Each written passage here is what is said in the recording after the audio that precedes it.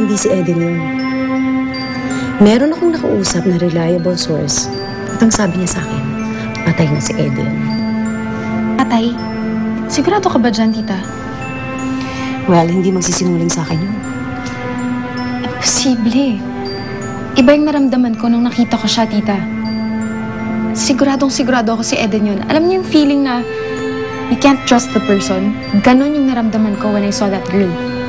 Well, ikaw na nga nagsabi, di ba, na kamukhang-kamukha niya si Eden. And I'm sure, hindi mo pa rin nakakalimutan yung pakiramdam na muntik niya nang agawin sa'yo si Sig. Pero you know what?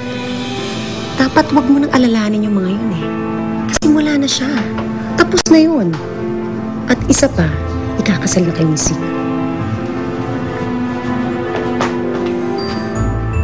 Oh, parang seryoso kayo dito. Nothing. We're just talking about our engagement party. Right. Natawagan mo na ba yung resort? Siyempre naman. Tsaka sinabi ko na rin sa kanila na nandun na tayo bukas. Sandali, bukas? Eh, di ba sa isang araw pa yung party? Naisip ko lang na mas maganda siguro na mauna kami ni Monique doon. Para may time kami mag-prepare. Wow! Actually, that's a good idea. It's nice. I need a drink. You guys want anything? Water, juice? No. No. Excuse me. Thank you.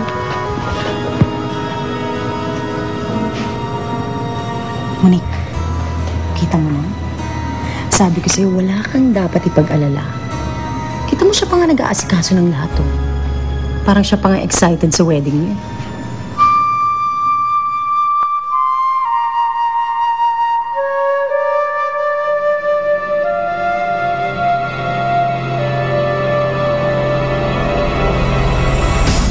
Gulat ni Sigismundo sa susunod na meeting namin dahil hindi na siya may control ng kanyang kumpanya. I own a travel and tours agency and I'm thinking of tying up with your business. Nandito ba yung may-ari? Basta nandito lang ako. Nasa likod mo lang ako sa lahat ng laban mo. Bukas, makikilala ng lahat si Madame Pearl. Si Pearl de la Vida, nandito siya, tita. Nakita ko. Reserved ang buong resort para sa event na to. Ito imposible mangyari yon. Hayaan mo siyang matakot sa multong ginawa niya. Eden?